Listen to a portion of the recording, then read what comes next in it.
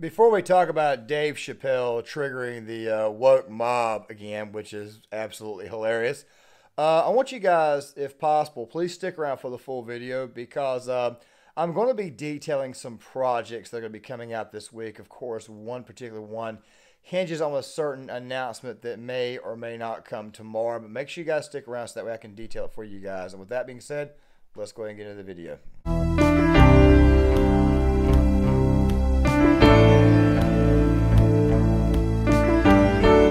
Back in the day, and I mean back in the day, I'm talking about the golden days of my early childhood, which by the way were in the late 80s and early 90s. Of course, there's this great big debate on whether I would be Gen X or millennial. I've always sort of subscribed to the 1986 theory being the end of Gen X.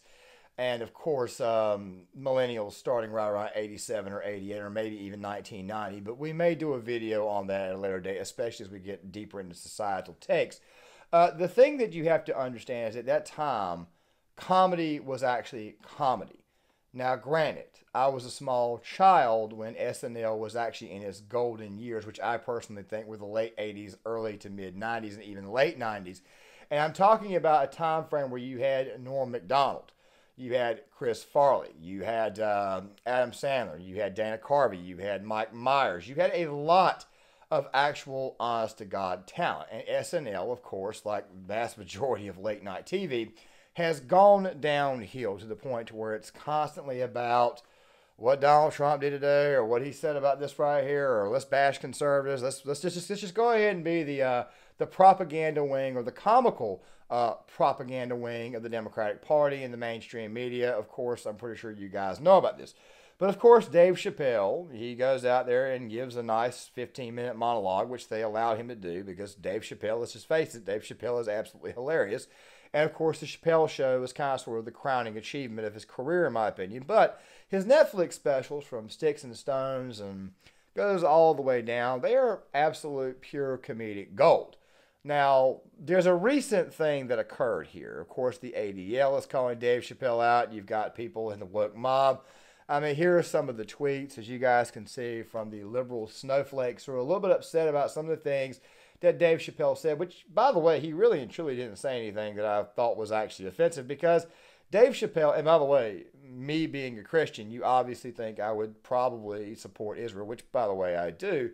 Even I found a lot of the things that he said to be comedic yet somewhat truthful, but he never bashed a community. I just want to go ahead and throw that out there. As a matter of fact, there is going to be a little bit of Dave Chappelle that we're going to play in this video, but of course I've got to fix the video a certain way so that way SNL will not get me on copyright, which by the way, they're kind of funny about that. Sometimes they copyright strike you, sometimes they don't. It just depends on the product. But the thing you have to understand right quick is that liberals themselves have actually killed comedy. You see, comedy is supposed to be subjective. It's not supposed to be objective. Okay, if you've ever heard of this term of woke comedy from someone like, say, Hannah Gatsby, let's just go ahead and come on and say it. It's not funny at all. Comedy is meant to actually shock you, okay? That right there is what it's meant to do. It's designed to make you laugh. Obviously, we're living in a society nowadays where guess what? There's a bit of a cultural balkanization going on here, okay? We'll do more videos on that in the future. But the thing is this right here. Comedians are supposed to say certain things to actually make you laugh. By the way, there's always a form of truth in every single joke. I just figure I would throw that out there. Now, I've talked about this right here before. And of course, Chappelle, once again, like always, he had the part with this one here. But I've talked about this on a couple occasions before. Comedy is not meant to actually throw any ill will at something or any ill will at somebody. It's designed to take a certain flaw and kind of make light of it that, quite frankly, makes people laugh and possibly make themselves laugh. If you don't have a self-sense of humor, then, quite frankly, you're not going to be able to function as a person, and you're going to become very, very dry. And, quite frankly, what we're going to talk about in the second half of the video, a miserable person, a bitter person, a mean person, which, by the way, is, for the most part, what we're seeing out of the woke left. It's mostly just a bunch of people who, quite frankly, love the idea of being in some form of misery. I think it was NPR. And by the way, all the normal people who watched Dave Chappelle's monologue, of course, they busted out laughing like always. Chappelle's a very, very funny guy. He always has been. Even though he pokes fun at poor whites like myself, I can't help but actually laugh at it. I laughed at South Park, even though it was poking fun of people like myself, Christians. I thought it was absolutely hilarious. I actually loved it, especially when you get older and you realize what the comedy really and truly is about, and you actually learn not to take yourself so seriously. You eventually are happy, and you do have a better overall life, a better overall worldview, which, by the way, is something that other side of the aisle cannot see. Now, guys, I want you to think about this really quick, all right? Before I play this little clip for you, because, by the way, like I said, I can't use the whole thing, because if I use the whole entire thing, YouTube may strike the channel, and I may get a copyright claim too. The full monologue is going to be in the description box of this video right here, so I advise you guys go watch it because it is funny. But the thing you got to understand right quick, and this right here to me is what's really funny. NPR had a headline. Now, you guys are seeing this, okay? You guys are seeing this. So the woke media, who has basically said that you cannot criticize anybody of any different color of skin, is now saying that Dave Chappelle gets away with this because he's black. I'm trying. I mean, this is just so unreal to me. How it is that you've gone from saying that you're not allowed to criticize anybody because they have a different shade of skin you do, to now all of a sudden criticizing him because he has that same shade of skin that you accuse people of this shade of skin of abusing. This is stunningly hilarious. I mean, or I would say it's more along the lines of just baffling, because obviously, as you guys can see, I'm not laughing. That's how baffling this entire thing is. Now, guys, I'm going to play this right here for you, and then I'm going to go ahead and explain to you why it is that liberals at the end of the day are just full of misery. And I'm watching the news now, they're declaring the end of the Trump era. Now, okay, I can see how in New York you might believe this is the end of his era. I'm just being honest with you. I live in Ohio amongst the poor whites. A lot of you don't understand why Trump was so popular, but I get it, because I hear it every day. He's very loved. And the reason he's loved is because people in Ohio have never seen somebody like him. He's what I call an honest liar. Well, I'm not joking right now. He's an honest liar. That first debate, I'd never seen anything like it. I've never seen a white male billionaire screaming at the top of his lungs, "This whole system is rigged," he said. And across the stage was a white woman, Hillary Clinton and Barack Obama, sitting over there looking at him like, "No, it's not." I said, "Now, wait a minute, bro. It's what he said." And the moderator said, "Well, Mr. Trump, if in fact the system is rigged, as you suggest, what would be your evidence?" You remember what he said, bro? He said, "I know the system is rigged because I use it." I said, "God damn." And then he pulled out an Illuminati membership card and chopped a line of cocaine up and did it right at the podium.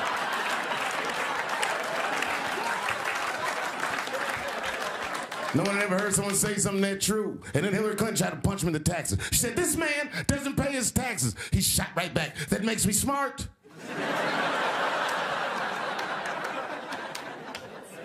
And then he said, "If you want me to pay my taxes, then change the tax code. But I know you won't, because your friends and your donors enjoy the same tax breaks that I do."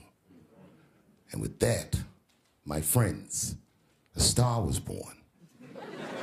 No one had ever seen anything like that. No one had ever seen somebody come from inside of that house, outside, and tell all the commoners, "We are doing everything that you think we are doing," inside of that house.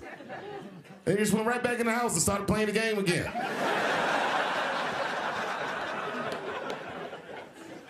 The Democrats were sore losers. Dave was making fun of people like me. He was making fun of good old-fashioned conservatives, okay? Good old-fashioned common folk, small-town folk. I think this is absolutely hilarious because, you see, the liberals, of course, those who live in the cities, they don't have an actual sense of humor anymore. They really and truly don't. Now, guys, I'm going to go ahead, and this is where I'm going to end the video at. It's going to take me a few minutes to explain this. Let me explain the actual personality that we're dealing with, the type of personalities that we're dealing with here, okay, on that side of the aisle. Have you ever heard the expression, "misery loves company"? Okay, I want you to think about it quick. Misery loves company. Now, let me go ahead and break this down for you. let's say you've got two girls, or it could be two guys, whoever. Let's just say that they both had a very, very bad experience in life, and it's an experience in life that is kind of sort. Let's just say it's made them. Let's just say it's made them adopt a very, very negative worldview. It's the good old fashioned "I hate the world" mantra. Okay, this is kind of sort of where I'm going at with this. And let's say they bond over this. Now, guys, any type of relationship that is a bond, and I'm using this in a sense because we're talking about pure friendship here. Any type of relationship like this right here that forms a bond over some form of misery or some form of trauma, it is automatically doomed to fail from the start. It will not last, and here's the reason why.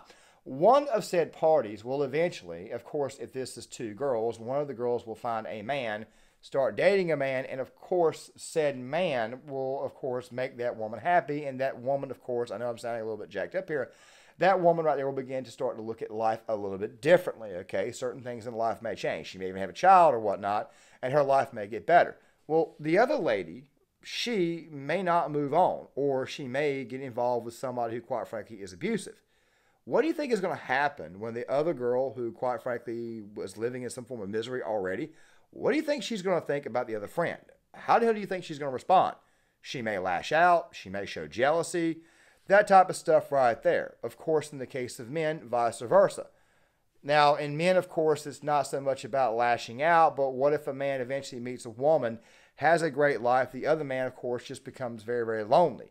He becomes insulated. By the way, we're going to be doing more and more videos on incels themselves, because as this channel continues to expand, as it continues to grow, we're going to be taking on more societal topics like we've been doing over the past few months.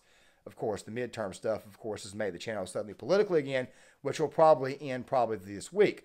But the thing you have to understand is this right here.